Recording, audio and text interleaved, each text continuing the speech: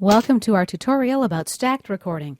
Stacked recording is pretty similar to the other cycle recording we just talked about, except it displays each take in its own lane on the track in one vertical stack. This lets you see all the takes all the time, instead of only one at a time in your project window. Stacked recording is more convenient when your screen is large enough to support this type of expanded track view. A stacked view of your takes makes it easier to edit the parts that you like into one composite.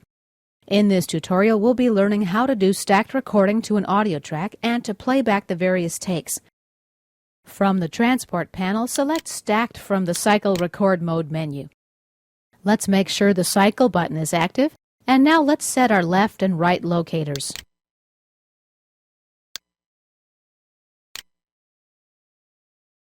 Let's press L to position the cursor at the left locator.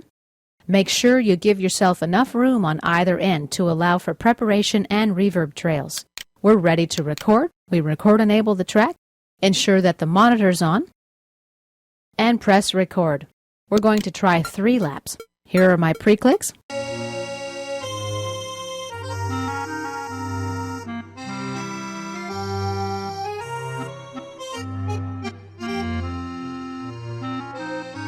Now when Cubase reaches the right locator, it laps back to the beginning.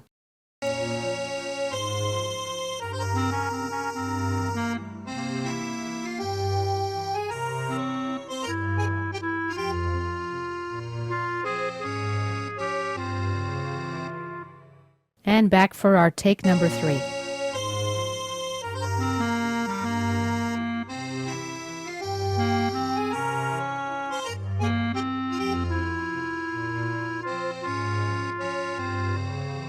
And let's press stop. Here are our 3 takes. They appear one below the other, each in its own lane on the clarinet track. Even though we couldn't see all 3 takes while we were recording, but they do appear once we press stop. They are numbered sequentially, take 1, 2, and 3, in the order that we recorded them. Each has its own lane on my clarinet track. We can change the names of these takes if we do want to. All right, let's deactivate the Record Enable and Monitor buttons so that we can listen to our takes. Let's make our screen a little bit more comfortable. I'm going to adjust the height of the clarinet track to better view my 3 takes here.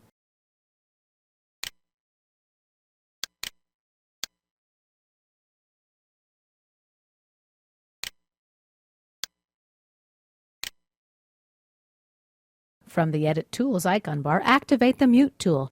This is how we're going to listen to our 3 takes. Currently, take 1 and take 2 are muted. That's why they're grayed out. Notice how take number 3 displays in green. It's the active take. By default, the last take that you recorded will be the active take. Let's position our cursor where we want to start the playback and press the spacebar or start. Now we're listening to take number 3.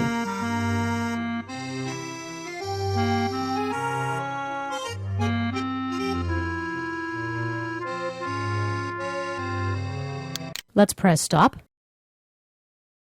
Now let's mute take number 3 and have a listen to take number 2. We simply click on it to unmute it.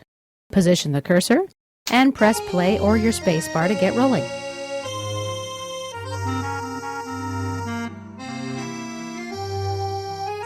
I do hear a mistake here. I don't think I'm going to keep this take. I was just experimenting though, so that's what stacked record mode is great for. Let's have a listen to take number 1 by muting take 2 and unmuting take number 1.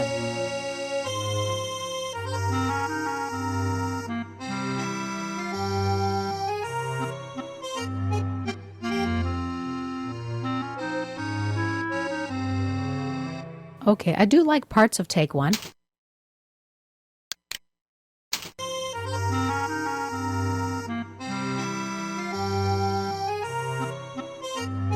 But I'm not crazy about this ending bit here.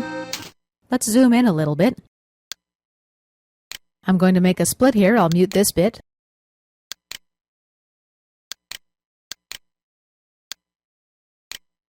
If I had any bits I liked from the other tracks, I could unmute those and make a composite take. I'm just going to fade that out a bit.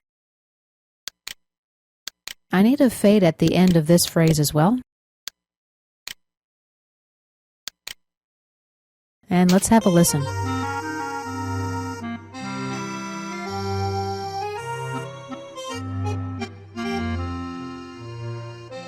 Okay, that fade's a bit too long.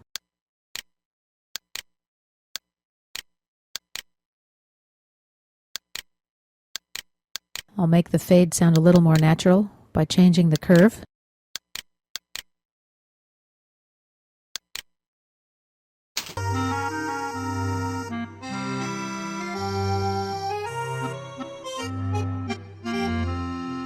Now let's have a listen to some of the end sections on the other takes to see if there's something that I might want to use there as well.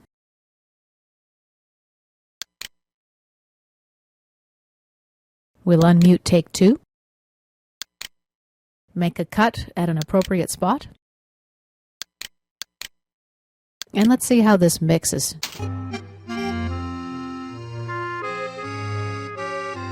Not bad.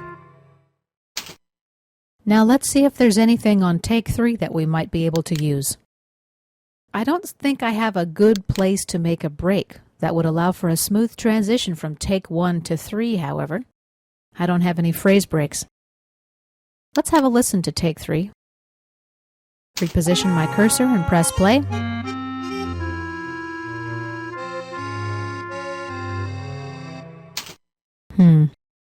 Okay, I'm not crazy about that take, period. We'll have to lay down a new ending bit. I will keep this particular take here. We can rename a take. Just simply type a new name in the description field.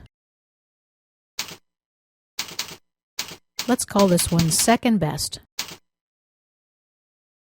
You see how the description changes right on the lane. We can delete a take. Simply select it with the Object Selector tool and press Delete on your keyboard. The other two audio images stretch out to take up the room.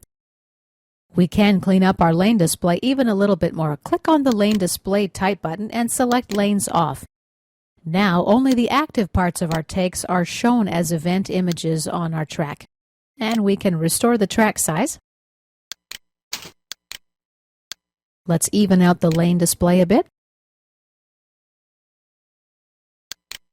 Okay, let's talk a little bit about Stack 2.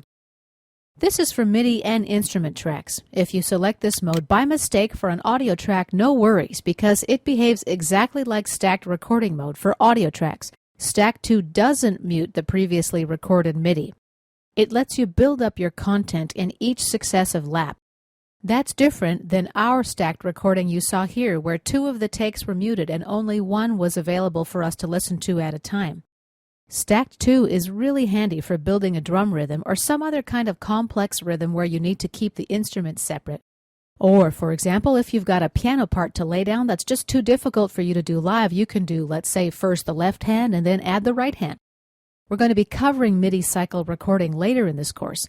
I did want to mention it here because MIDI recording can be really handy for musicians who work primarily with audio but find that to get something right on a recording they need to play it slower than the actual speed, or build it up a few notes or ideas at a time. And this concludes our tutorial on stacked recording to an audio track.